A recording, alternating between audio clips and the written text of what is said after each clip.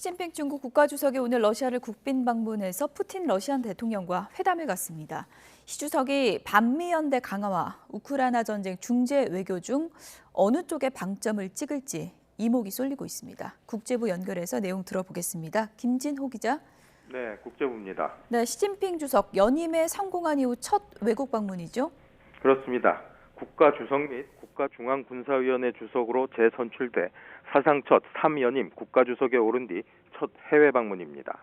시 주석과 푸틴 대통령의 대면 회담은 지난해 9월 우즈베키스탄에서 열린 상하이 협력기구 정상회의 이후 7개월 만입니다. 중국 외교부 발표 등에 따르면 시 주석은 오늘부터 오는 22일까지 러시아를 찾아 블라디미르 푸틴 대통령과 회담합니다.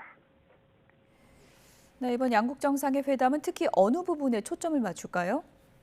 양국 정상은 이번 회담에서 미국에 맞서기 위한 중국과 러시아의 전략적 협력 강화 방안에 대해 집중적으로 논의할 것으로 보입니다. 특히 시 주석이 우크라이나 전쟁과 관련해 의미 있는 중재자 역할을 할 수 있을지 관심입니다.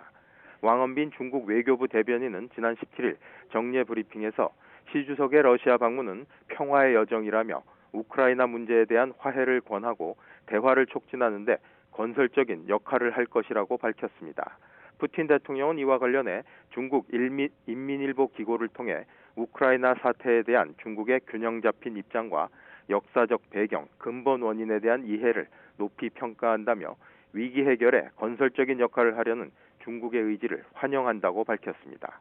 앞서 월스트리트 저널은 시 주석이 푸틴 대통령과 만난 후 볼로디미르 젤렌스키 우크라이나 대통령과 화상 회담할 것이라고 보도했고 중국과 우크라이나 외무장관이 16일 전화 통화를 하기도 했습니다.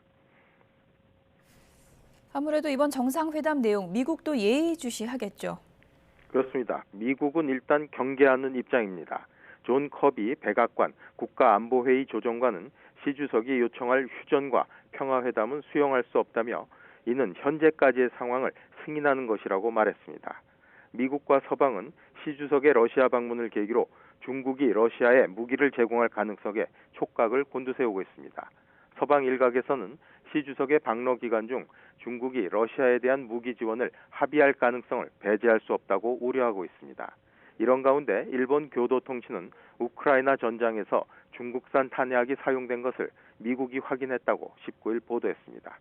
중국산 탄약이 발견된 경위는 확인되지 않고 있지만 중국이 러시아에 제공한 것으로 드러나면 미중 대립이 격화할 것으로 예상됩니다.